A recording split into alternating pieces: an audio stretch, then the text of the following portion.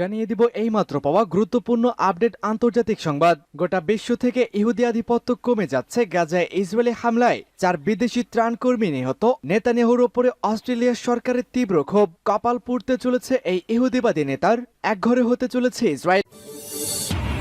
জানাবো ইরানি কনসুলেটে হামলা, বিনা জবাবে পার পাবে না ইসরায়েল। লেবাননের হিজবুল্লাহর কঠোর হুঁশিয়ারি। জানাবো গাজায় ইসরায়েলি হামলায় বিদেশি সহ বেশ কয়েকজন ত্রাণকর্মী নিহত। থাকবে এপ্রিল মাসে জাতিসংঘের পূর্ণ সদস্য পদ চায় ফিলিস্তিন। সর্বশেষ জানিয়ে দিব আল জাজিরার সংবাদ মাধ্যম বন্ধ করতে এবার উঠে পড়ে লেগেছেন নেতানিয়াহু। দর্শক শুনছিলেন সংবাদ শিরোনাম, এবারে থাকছে বিস্তারিত।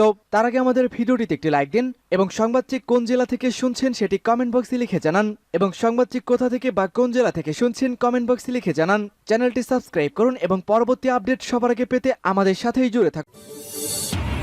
গাজায় ইসরায়েলি হামলায় 4 বিদেশি ত্রাণকর্মী নিহত। অস্ট্রেলিয়ার তীব্র ক্ষোভ। অবরুদ্ধ গাজা উপত্যকায় ইহুদিবাদী ইসরায়েলি সেনাদের নির্বিচার বোমাবর্ষণে 5 জন ত্রাণকর্মী নিহত হয়েছেন, যাদের 4 জনই বিদেশি নাগরিক। পশ্চিমা ত্রাণ সংস্থা ওয়ার্ল্ড সেন্ট্রাল কিচেন এর প্রতিষ্ঠাতা জোসে অ্যান্দ্রেস বলেছেন, ইসরায়েলি বিমান হামলায় তার সংস্থার কয়েকজন কর্মী নিহত হয়েছেন।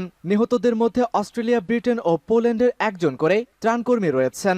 আন্দ্রেস এ ধরনের নির্বিচার হত্যাকাণ্ড বন্ধ করার জন্য তেল আবিবের প্রতি আহ্বান জানান। নিহত ত্রাণকর্মীরা উত্তর গাজায় রান্না করা খাবার বিতরণ শেষে দক্ষিণ গাজা রাফায় ফিরে যাচ্ছিলেন। পথিমধ্যে মধ্য গাজার দেইর আল বালাহ এলাকায় তাদের গাড়িকে লক্ষ্য করে বোমা হামলা চালায় ইসরায়েলি জঙ্গি বিমান।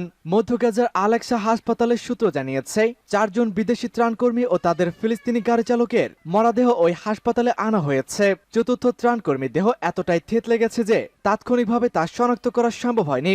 অস্ট্রেলিয়ার প্রধানমন্ত্রী অ্যান্টনি আলবানেজ ইসরায়েলি হামলায় তার দেশের নারী ত্রাণকর্মী জমি ফ্রামকে নিহত হওয়ার ঘটনায় প্রচণ্ড ক্ষোভ প্রকাশ করেছেন। তিনি বলেছেন, প্রচণ্ড রকম ক্ষুধায় আক্রান্ত গাজাবাসীর জন্য যারা খাবার সরবরাহ করেছিল তাদের উপরে হামলা সম্পূর্ণ অগ্রহণযোগ্য।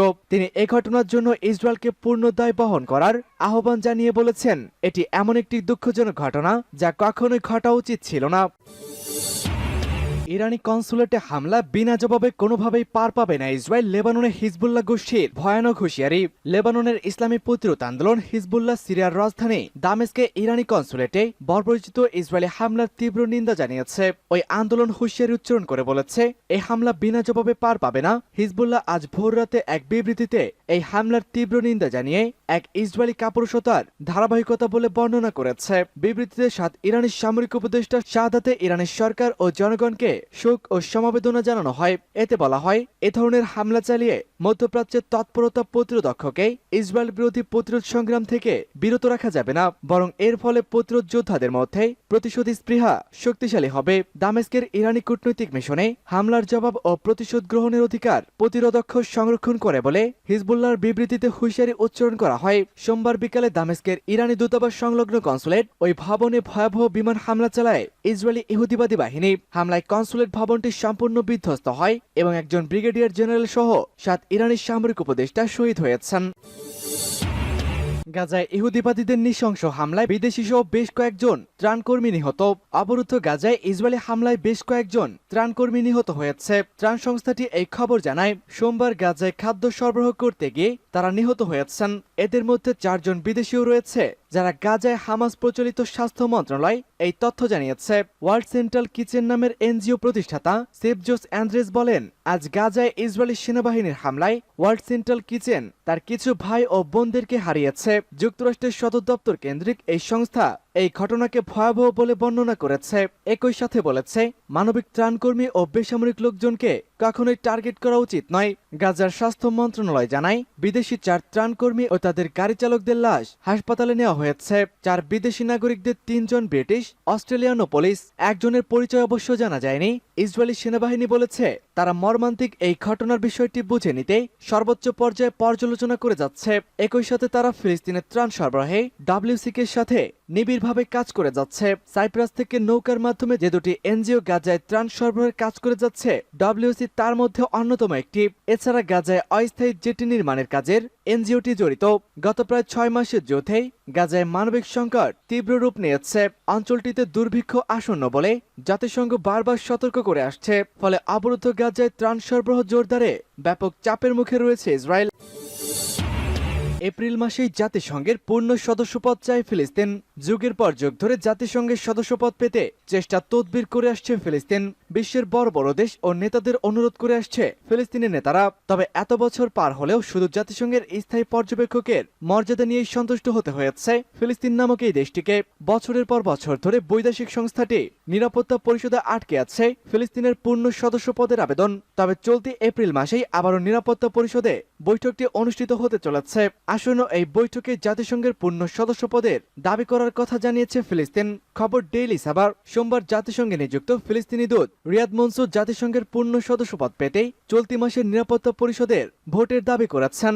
অবরুদ্ধ গাজা উপত্যকায় ইসরায়েলের যুদ্ধ ও অধিকৃত পশ্চিম তীরে অবৈধ ইসরায়েলি বসতি নির্মাণের হার বৃদ্ধির মধ্যে এই পরিকল্পনার কথা প্রকাশ করেছেন তিনি। মনসুর বার্তা সংস্থা রয়টার্সকে বলেছেন, আগামী 18 এপ্রিল একটি মন্ত্রী পর্যায়ের বৈঠকে মধ্যপ্রাচ্য বিষয়ে সিদ্ধান্ত নিতে পারে নিরাপত্তা পরিষদ। তবে ভোটের তারিখ এখনো চূড়ান্ত করে জানানো হয়নি। তিনি আরো বলেছেন, 2011 সালে জাতিসংঘের পূর্ণ সদস্য পদ পেতে আবেদন করেছিল ফিলিস্তিন।